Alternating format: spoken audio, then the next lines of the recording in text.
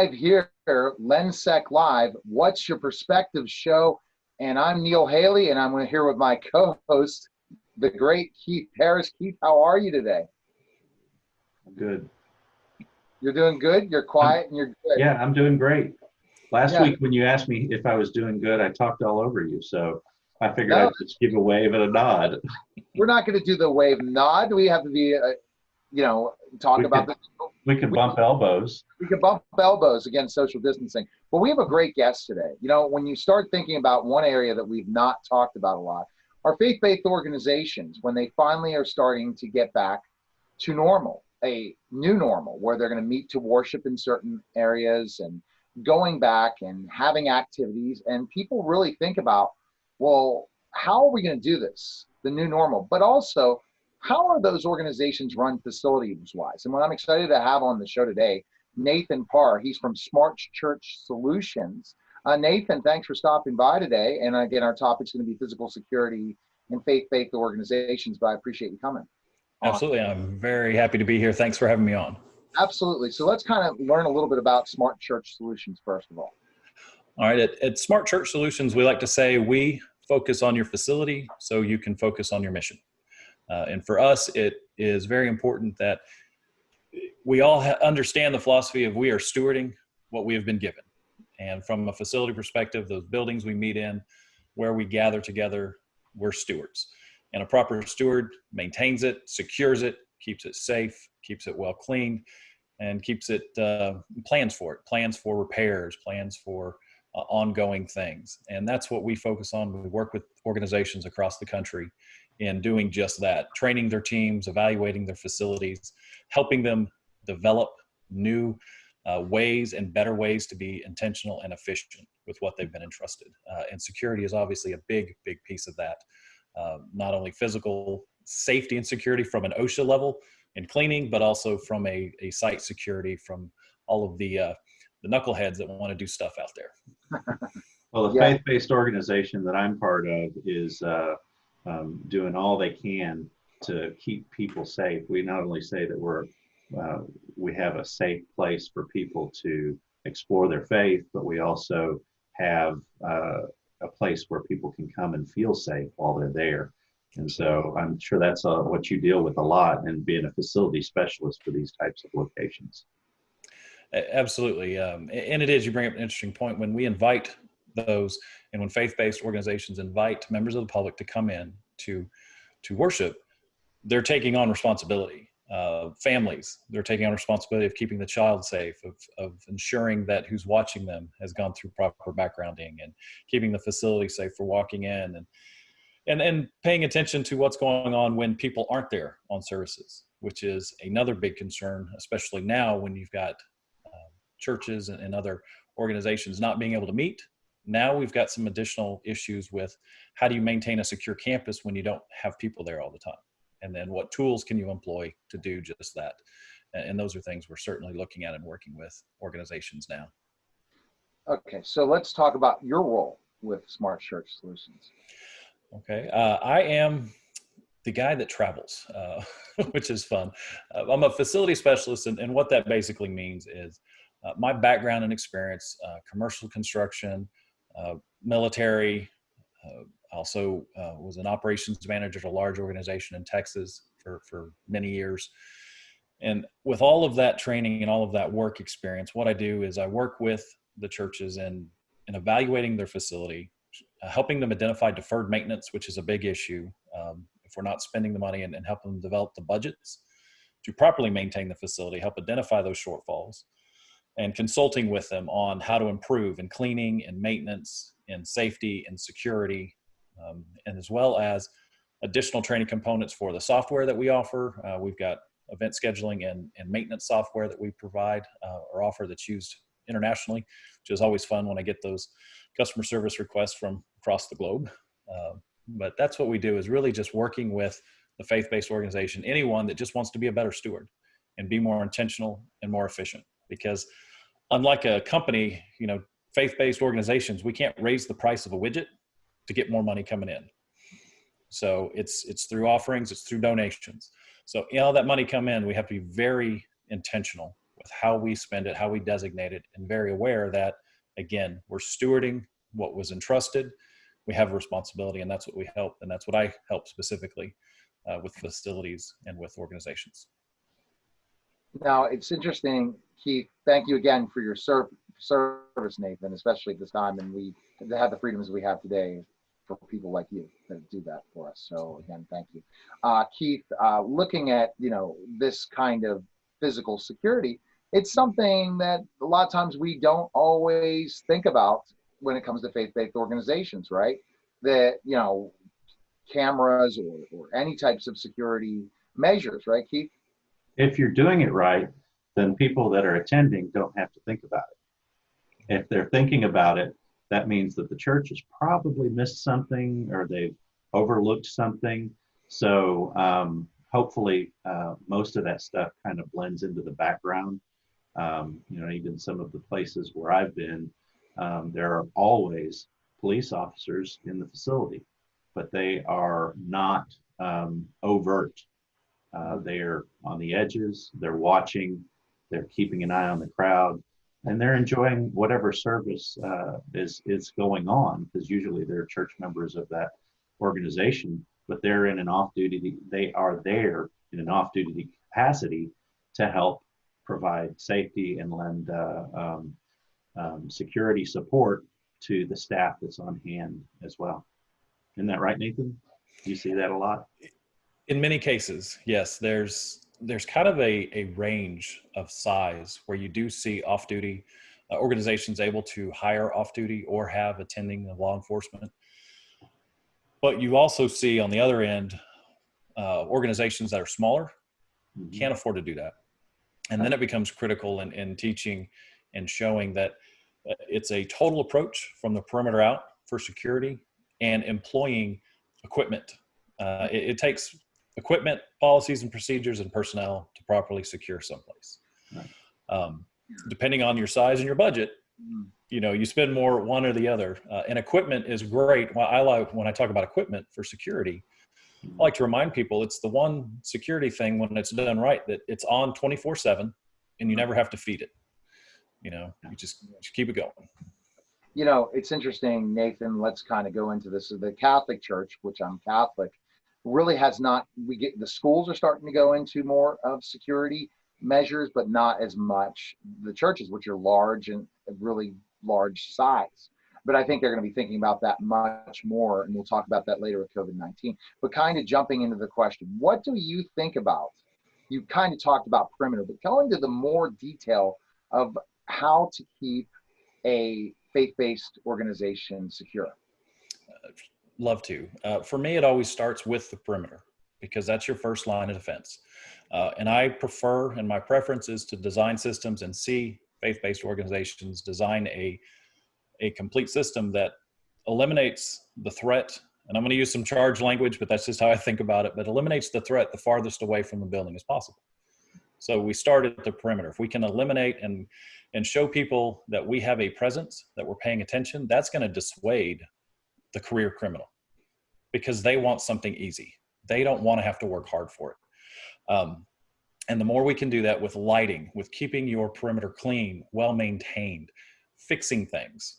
It's been shown that if you allow the exterior of your building to be broken, to have things that are obviously in need of repair and don't repair it, you're more likely to be targeted than for those that fix those things that are broken. Because when you fix broken things, people are paying attention. And it goes back to, again, when people pay attention, the career criminals, they don't want to mess with that. They don't want to get caught. And then as we move closer, then we start bringing in more equipment, either access control things, and then obviously cameras, which is a huge thing. And I am a huge proponent in camera systems, because again, and not necessarily from an active role where you train somebody to watch monitors all the time, because that is a skill set that most churches don't have someone on staff trained to do. But it's a great way to monitor, to have history, to have a record. And again, those that are intent to do harm because that's their job, they see the cameras, they see someone's paying attention, they will leave you alone. And then there's also that degree of when things are being watched, we're recording it 24/7. If an incident occurs, we can now have video evidence of what occurred. and it's much better, much more less subjective, more objective when I can watch a video that doesn't have feelings in the situation. And then as you get closer, then you start bringing in more of the personnel and training your ushers, your greeters, your things like that. Observe, and just being intentional about observing people and paying attention. Is someone supposed to be somewhere? Should they be there? Should they not? And then you get into the worship center. Then at some point you may have to have what we call intervention capable personnel. Someone prepared to intervene on behalf. And some organizations are comfortable with that and some are not. And that's okay. You should never implement a security program that the majority of your fellowship or your congregation is not behind. Because if they're not behind it, they're not going to observe it. They're not going to follow it. And I really don't like seeing policies and procedures being put up place just so you can say you have it, but then not following it. Yeah, this is a graphic that I've used in numerous trainings before, and usually this comes in by layers from different areas. But the observe, patrol, and secure are what we call the concentric rings of security. And so this is overlaid on the capital of Texas. It's really hard to tell here, but I'm an Austin, Texas guy. I live in Austin. And so this is the biggest building that I could think of to show this area. So when you're talking about the secure location, you're talking about the area that is essentially in lockdown. And of course, this is not a church or a faith-based organization, but this gives the idea that you're looking at. Inside your building is where you want to keep things most secure. That's where you want people watching, where you want people approaching others that might be acting abnormally or might be displaying suspicious signs. That's right. And that's where you put most of your security. And this is obviously in the area where you would also potentially have surveillance cameras and police personnel on the lookout.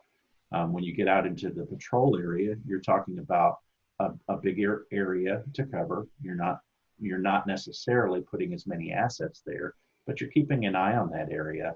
And you might have foot patrols working in the parking lot around a church facility or a religious organization to keep an eye on people that have come there with their families and in their vehicles. And so you want to keep their property secure while they're inside the building worshiping. And then you also have an area to observe outside of the main patrol area. This is where you keep your eyes on and you know what's going on in these areas, but you have obviously many less assets available in this area. So that's one of the reasons I bring this up, because I think it's very helpful in kind of seeing how the people might access a secure facility through these layers of security.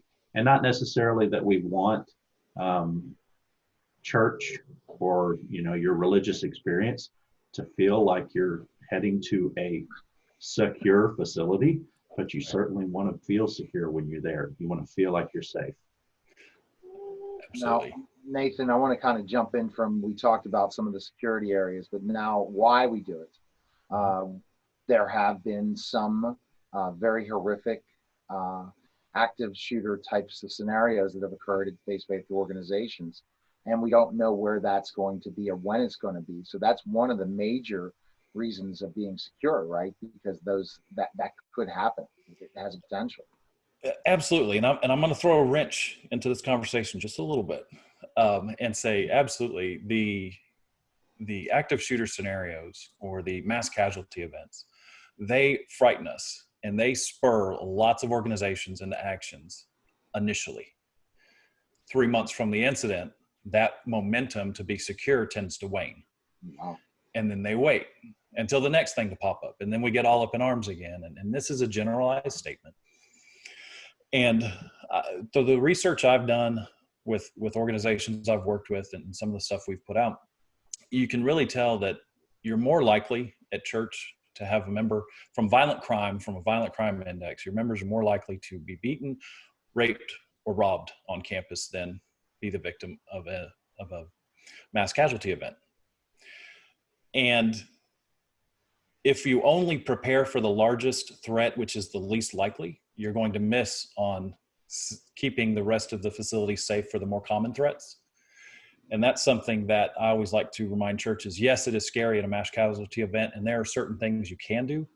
But remember when I was talking earlier about the career criminal and the one that doesn't want to get caught? A lot of the times, these mass casualty events are initiated by someone who's crazy. I'm just going to put it out there. They are not right. Right. And they are not thinking logically. And they're not going to be dissuaded by your security measures because they don't care. Right. They're okay to die. So, and you know, how do you prepare for crazy? Well, you do everything you can to try to mitigate it from happening on those concentric rings. You try to observe farthest away out to keep it as far as possible, then be prepared for that final. But I like to remind churches to focus on policies and procedures first. You know, Right. How do you do background checks for people watching your kids? When you read the statistics on those that inappropriate contact with minors, both male and female, and you see the number of victims that most of them access before they get caught, and the fact that they're still there, it starts kind of really tugs at you, and you go, wait a minute, there's a whole lot to do. So I love's the wrong word. I do appreciate faith-based organizations that get scared initially with that mass casualty event, because yes, that can be a great catalyst. The goal for organizations like myself or other security companies that I've worked with that deal and work with faith-based organizations is to stoke and temper that fire so that it remains hot all the time instead of flashing and then dying out until the next spark gets thrown. And so again, coming back to policies, procedures, and then that equipment, that's how we continually stoke that flame. And to stay vigilant is because we have these systems in place, these access control, these cameras, things like that, to continue this constant reminder, pay attention, be vigilant. And then we get to the point where we have trained intervention capable personnel who are willing to do what it takes to stop that individual. And a lot of faith-based organizations will have a key person or even a committee of trained members who will come together and help to provide more thought leadership behind the security plan for that facility. You know, whether it's somebody with a background in law, somebody with a background in risk management, somebody with a background in security or law enforcement, or even military background. Many times the faith-based organizations can form a group of people who can come together and provide best scenarios, best practices that the organization, and you can do this no matter what the size of your church. You know, if you've got 150 people who are regular attenders, or if you have 5,000 plus, you can create a committee that can help provide the better practices for that organization. That's right. And practices unique to the organization, because every organization is unique. Right. So there is no one size fits all safety and security plan. There are certain things that everyone should do, but how you do that is always dependent upon who you are as an organization. And I think, involving and bringing that team together is absolutely paramount. You can't create this in a vacuum.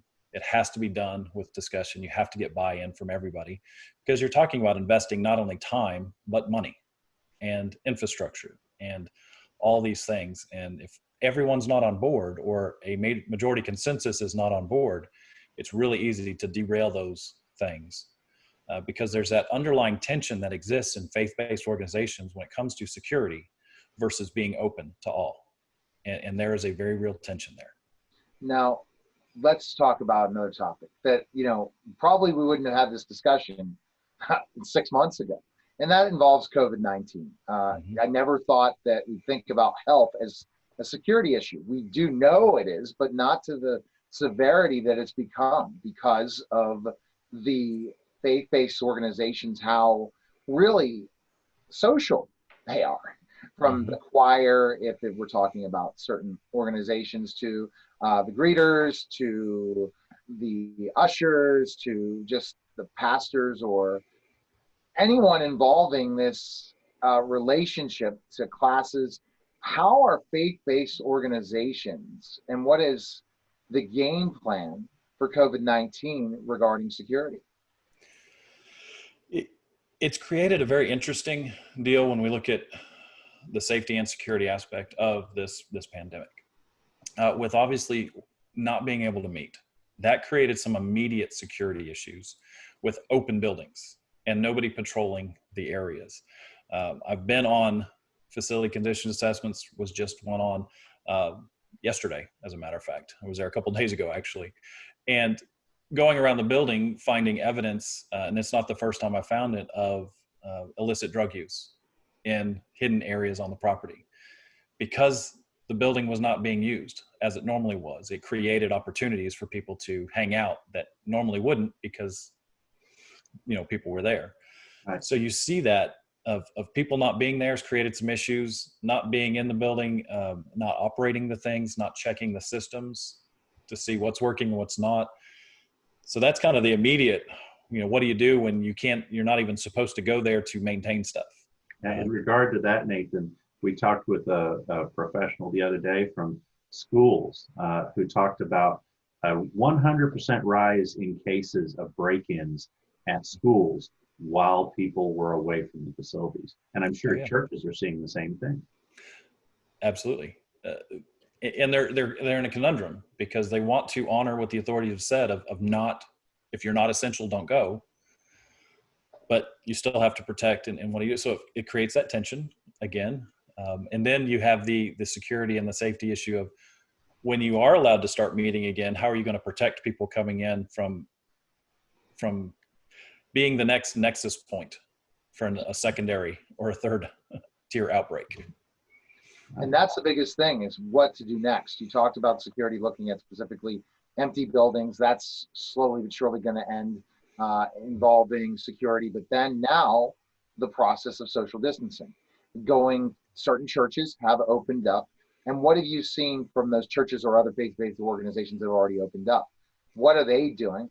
And I know when we talk about the Catholic Church, churches are starting in that process, and probably by mid-June, July, you're going to start seeing more gatherings. But what are they doing that you've seen so far in your research and study? A lot of what we're seeing and those that have come up is, of course, they're blocking off sections. If they've got pews, they're blocking off every other pew. They're creating and identifying even with pieces of tape and saying, okay, if you've got a family sitting here, you got to be at least this far to sit in the same pew with them. They're also increasing services, number of services. You might have an organization that only had one morning service. Now they've got two. And some are able to take advantage of live stream technology and have some people meet in the main worship center and some would meet in the gym, and they would stream so you could have more people in the building while still maintaining social distance. You can't buy them now. Nobody has them, but hand sanitizing stations, those are on back order now forever. So lots more hand sanitizing stations are going in. People are blocking off sections of the building that aren't in use, so you don't have to go back and sanitize those areas. They're also blocking off things like water fountains and not serving coffee or refreshments in the services. Just again, anything you can do to eliminate the need to go back and sanitize it, it's going to be easier. So they're removing furniture and tables from hallways, not handing out bulletins. We're reducing everything that we can for point-to-point contact. And then there's an increase in cleaning. Just like you can't get hand sanitizer dispensers right now, it's really hard to find an electrostatic sprayer, for example, which is a tool that a lot of organizations are using to clean and saturate all of the touch areas in between services. So you're seeing an increase in cleaning, an increase in less stuff, people removing stuff. And then, some easy ways of using kick down hold opens on doors. So I don't have to touch it. It's already open. Or training personnel to open and close a door. It's a very friendly way to welcome you to church. They can wear masks and gloves and I don't have to touch anything. And so I can go in, sit down, worship, and then I can exit. and minimize my touch points, which is going to increase my safety while there. One of the things that here in Texas, in fact, of course, this varies greatly from state to state and even around the world, but here in Texas, they're starting back with about 25% capacity at services. So that means online services will be continuing for most people for quite a long time, and they're going to be cycling back in. Eventually, they'll be able to move up to a 50% capacity, and then hopefully up to a 100% capacity. But we're seeing a lot of different standards in different areas. For example, New York State or California or Florida, where they've had a lot of cases, might have different standards than we're seeing here in our state, in my state anyway. Neil, you're up in Pittsburgh. What are you hearing up there? I mean, they're still not meeting at this point. We're in the green, so they could start, but he didn't even outline, our governor didn't even outline faith-based organizations and the number of people can meet. We have a green, but there's not a green after that. So like there's just pretty much, okay, now you can start opening up, but there's no plan afterwards. And that's why there was a big meeting last night where they took away the governor's control. So we don't know where that's going next. That could be full blown, opened up everything again. And we don't know about the expectations, but they're still talking green, yellow. I'm still trying to fact check that. So I'm not going to give you my definites. And I know that our chief product officer is already talking and probably could message something right now, but we're still in the phases that really we don't know if we're even talking green after last night. I think, but again, we'll wait and see. But the thing is, our churches have not started meeting yet, Catholic churches. They're starting to set up that opportunity, but I don't think we've talked 25%, 50%. It's not even been put into the place yet in Pennsylvania. So online is pretty much the only thing. Now, going into this, Nathan, a checklist for, now you talked about what you've been seeing, but if you're a faith-based organization right now, what strategies would you utilize? Is there any good resources out there that people can start to look at and look at other states and how they've opened up faith-based organizations? Absolutely. And I can, I'll do a shameless, plug for Smart Church Solutions right now. I'll share. Right ahead. You guys probably have put some thought into this, I'm sure. Yeah. Let me share my screen here. And so what we have, hopefully you can see this is the top line on our website under other resources. You see videos on the left, and then a facility utilization guide and a reopening checklist. And so these are just 3 resources that we've put out. The video library was done in conjunction with Brotherhood Mutual, created the series of videos of things to do to keep your facility safe. All of this is free for anyone to use. The utilization guide and the checklist are just that. They're ways to help you think through, how do we want to reopen? Because as you say, you don't know what it's going to look like yet. And the worst thing you can do is say, I'm going to reopen, but not have a plan, not have thought through it. And like I say, do you need to open, to have a table? Maybe you don't. Maybe you can shut down most of your facility and concentrate your cleaning efforts. And that's what a lot of this does, is give you ideas, practical ways to minimize contact surfaces, to be more intentional, right, and to just basically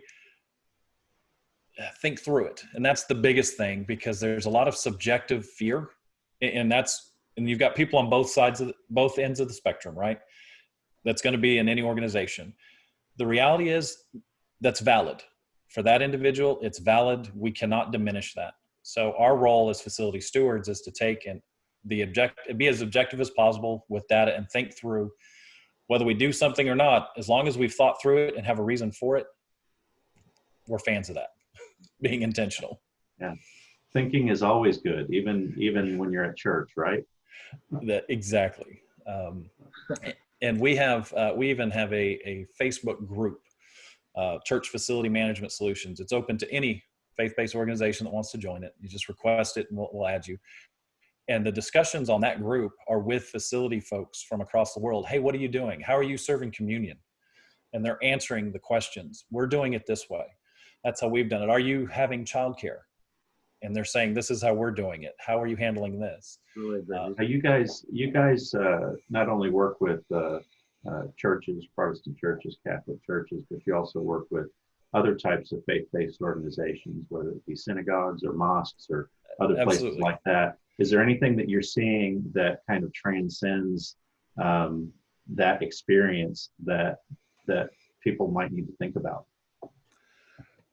That's kind of a softball question. I don't know if you've given that some thought or not, but when you're talking about maybe different traditions at different styles of places of worship versus, I mean, for example, one that I can think of off the top of my head is when Muslims go into a mosque, they take off their shoes. And so that becomes an issue that then they have to consider and think about. And, you know, there might be other traditions at various different faith-based organizations that might come up that, you know, I wouldn't think of from my white Protestant background.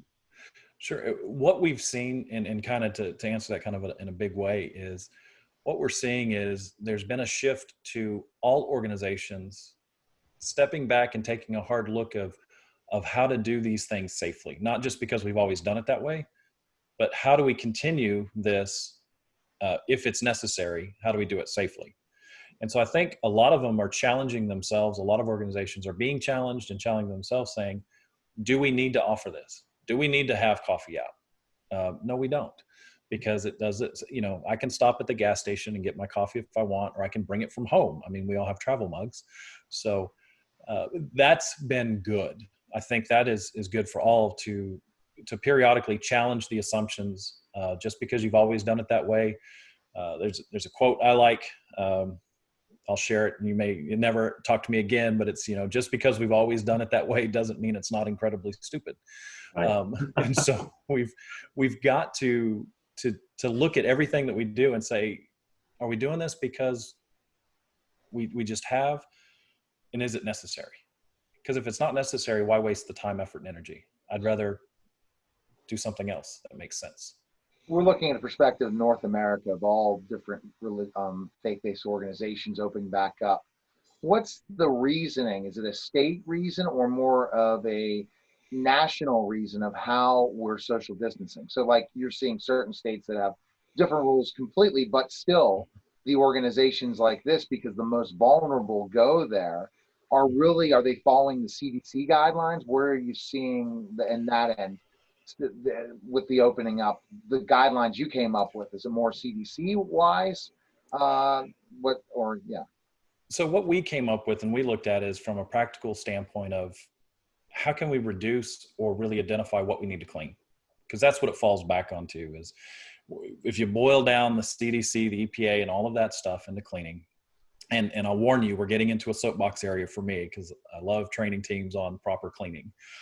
But what we're seeing, and when you consider that in the guidelines, social distancing, how they do it, hopefully your at-risk populations are still staying home, because that's always the recommendation. If you're an at-risk person, even if you're allowed to meet in person, they encourage you not to. And then from the cleaning perspective, that's when you go in. The CDC gives guidelines, but most organizations will need to take that a step further and find the things that are actually effective against novel coronavirus COVID-19, which the EPA maintains that list. It's list in on the EPA website, which lists all the disinfectants that are shown to be effective against coronavirus. And so now you got to make sure you're using those cleaners, those disinfectants that are actually effective. So if you're saying you're keeping everyone safe, you're actually using the right product. And so now we start going down this rabbit trail of properly trained facility teams, how to do it, how to plan, be prepared for it. Again, it's cleaning that's going to make a big difference coming in, and hopefully they're wearing masks. But I'll tell you, across the country, I see some people that are really good about wearing masks correctly, and I've seen a lot that are not. And so it's like, okay, if we're all not donning the protective equipment correctly, we're reducing the effectiveness of that. And I'm not saying, you should go one way or the other. I'm just saying if you wear it, if you do it, you should always do it right. Okay. We'll share some of these resources in the comments below after the live stream is over. We'll also make them available on our social media platforms. We're broadcasting live right now on Facebook Live. We're also broadcasting live on LinkedIn Live on our website. I'm sorry, on our LinkedIn page. You can find us at youtube.com/LENSEC. And we also are streaming on our website, lensec.com live. So some of these resources that we're talking about, we'll make available after the fact so that you can get access to them. And then here at the end, we'll also share, Nathan, your contact information with folks so that they can get a hold of you in case they have questions that you might be able to help with. Great. Yeah, you stole my thunder, Keith, with the question. Where can we find information? And go to the website right now for Set you up. A faith organization. Where can we find more info on Smart Church Solutions? Yep, smartchurchsolutions.com. We've got everything there under the resources tab, under other resources. We've got all of this, our ebooks. Most of our resources are free, and we encourage anyone to download them. We also have blogs that go out and a podcast that we have started, as well as that Facebook group that I mentioned earlier. And our goal and our hope is that we enlist the knowledge across the country of all these folks that are doing it, because again, we're not going to create the solution in a vacuum. It's going to take all of us thinking and working together to come up with the best way, or to be successful, or how to be successful. And that's what we encourage. We give you tools to help make you think and provide some guidance, but then you take it a step further and make it your own. Because again, every faith-based organization, they've got a unique DNA, their culture of their facility. And so whatever you do, it has to match your culture. Because if you try to do something that's outside of your culture, it's not going to work. I got one more question I want to throw in there, Neil. Mm-hmm. So if you had to narrow it down to three things that people should think about in religious-based organizations, faith-based organizations, in order to keep their people safe and secure, doesn't matter whether we're talking about mass casualty situations, or a person that's having a mental health breakdown in the lobby, or COVID-19 and coming back to church again. What three things can you think of that you could bullet point for us before we wrap up our conversation? Okay. First and foremost, the thing that everybody likes the least, policies and procedures. It starts with there. You need to quantify what you are going to do in any circumstance. However obscure it may seem, if you haven't thought about it, I guarantee you that's the emergency you're going to have. So try to think of everything and put in policies and procedures, what you're willing to do, what you're authorized to do, and who's authorized to do it. That's step one. Create your plan of action, policies and procedures. Step two, equipment. You can't be successful in cleaning a facility. You're not successful in securing a facility. You'll not be successful in maintaining a facility if you don't have the right equipment, the right tools to do the job. And the tools that you need and how you need to do it is going to be derived from policies and procedures and how you want to do that. And then finally, it's the personnel piece. And a big part of that personnel piece is training. It doesn't matter if you've got a paid staff or a volunteer team. They all need training. Cleaning doesn't happen overnight. You may be great at cleaning your house, but if you belong to a church that has 150 in attendance, you don't have 150 people coming into your house at 1 hour at a time, and you're keeping the toilet clean. Okay. So there's a total different skill set. It takes training. It takes training for securing that facility, for doing that. So policies, procedure, the right equipment, and then training your personnel. That's what it takes. And all of those encompass time and money. And I like to say there's three things that it only takes time, money, or personnel to maintain a facility. And if you're short in any of those three key areas, you're behind. But that's my bullet points. Great final question, Keith. And again, you can check us out at lensec.com/live to watch all of the live broadcasts, or go to lensec.com or follow us on all social media. Just search us, LENSEC, you're going to find us. And Right. great conversation today. Nathan, you provided such great information, and thanks for stopping by. What's your perspective? So thank you again for having us. All right, take care, guys. Appreciate you. Bye.